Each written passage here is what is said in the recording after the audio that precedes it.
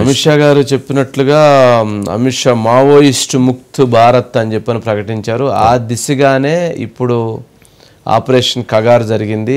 ఆ దిశగానే ఈ జరుగుతున్నటువంటి ఎన్కౌంటర్స్ మొత్తం కూడా ఆ దిశగానే జరుగుతున్నాయి అనేటువంటిది అంశం. దీనికి కొంతమంది కోవర్ట్స్గా వ్యవహరించారని, లేదు ఎవరినైతే పట్టుకున్నారో వాళ్ళ దగ్గర నుంచి సమాచారాన్ని రాబట్టారని చెప్పని చేస్తున్నారు. నిజంగా మావోయిస్టులకి ఇది ఊహించినటువంటి ఎదురు దెబ్బ. పాపం వాళ్ళ ఆదివాసీలకు సంబంధించిన అంశాల మీద పోరాడతారు. బట్ ఈ కాల్పులు, ఈ మరణాలు, ఇదంతా చాలా ఆందోళన కలుగుతున్నటువంటి అంశాలు. Madhu sir, good evening sir. Good evening. ఏంటి మొత్తం మీద అంటే మావోయిస్టుల దగ్గర నుంచి అందుతున్నటువంటి సమాచారం ఏంటి? అసలు ఈ ఎపిసోడ్లో ఏంటి, వాళ్ళు ఏం భావిస్తున్నారు? సార్, ఒకటి సార్, ఈ రీసెంట్గానే చలపతి అనేటటువంటి ఒక పర్సన్ అయితే మావోయిస్టు పార్టీకి సంబంధించినటువంటి దండకారణ్యం కమిటీ కీలకమైనటువంటి సభ్యుడు సార్.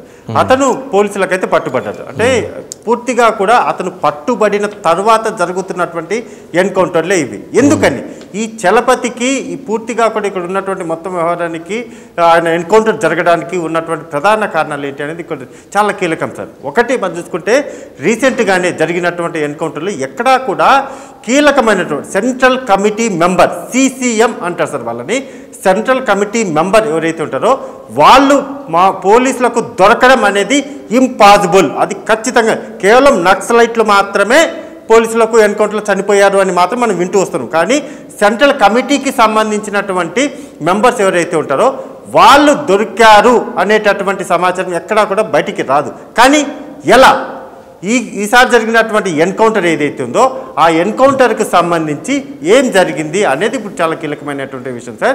పోలీసులకు పట్టుబడినటువంటి CCM మెంబర్ ఎవరైతే ఉన్నారో ఆ మెంబర్ నుంచి రాబట్టినటువంటి సమాచారమే, ఆ మెంబర్ ఇచ్చినటువంటి ఇన్ఫర్మేషన్ ఆధారంగానే పోలీసులు రంగంలోకి దిగారు. పూర్తిగా కూడా మొత్తం అన్ని రాష్ట్రాలకు సంబంధించినటువంటి CCM మెంబర్స్ ఎవరైతే ఉన్నారో వాళ్ళు 18 మంది ఉన్నారు సార్. ఆ 18 మంది మెంబర్లో ఒక అతను ఇప్పుడు చనిపోయారు. ఇక మిగిలినటువంటి 17 మెంబర్స్ ఎవరైతే ఉన్నారో వాళ్ళల్లో 14 మంది తెలుగు వాళ్ళు మాత్రమే ఉన్నారు సార్. టోటల్ భారతదేశంలో ఉన్నటువంటి మావోయిస్టు పార్టీలు ఏవైతే ఉన్నాయో వాటన్నిటిలో కూడా 14 మంది తెలుగు వారు మాత్రమే CCM మెంబర్స్. CCM అంటే మావోయిస్టు పార్టీలో ఆ పర్సన్ CCM, లేకపోతే ఇప్పుడు కర్ణాటక కావచ్చు, లేకపోతే ఒరిస్సా కావచ్చు, ఛత్తీస్గఢ్ కావచ్చు, ఆంధ్రప్రదేశ్, తెలంగాణ, ఇలా ప్రతి రాష్ట్రానికి CCM అనే తను చాలా కీలకమైనటువంటి పర్సన్. మరి ఆ CCM మెంబర్ ఇప్పుడు ఎలా ఎన్కౌంటర్ అయ్యాడు అంటే దానికి కారణము రీసెంట్గా దండకారణ్య కమిటీ, జోనల్ కమిటీ పట్టుబట్టడమే అత్యంత కీలకం. అతను ఇచ్చినటువంటి ఇన్ఫర్మేషన్ ద్వారానే ఇప్పుడు ఈ ఎన్కౌంటర్లు జరుగుతున్నాయి అయితే మావోయిస్ట్ పార్టీ భావిస్తుంది. అందులో భాగంగానే ప్రతి చర్యలు ఎక్కడైనా సరే దీనికి కోలుకోవడం ఎలా అనే దాని మీద అయితే వాళ్ళు ఒక స్కెచ్ అయితే వేసుకుంటున్నారు సార్. Okay okay right. అట్లాగే ఏంటి పాపం ఈటెల గారు పాపం ఫైర్ అయ్యారు. ఎప్పుడు లేనిది ఈటెల రాజేంద్ర గారిలో అంత ఆవేశం, ఆగ్రహం కనపడింది.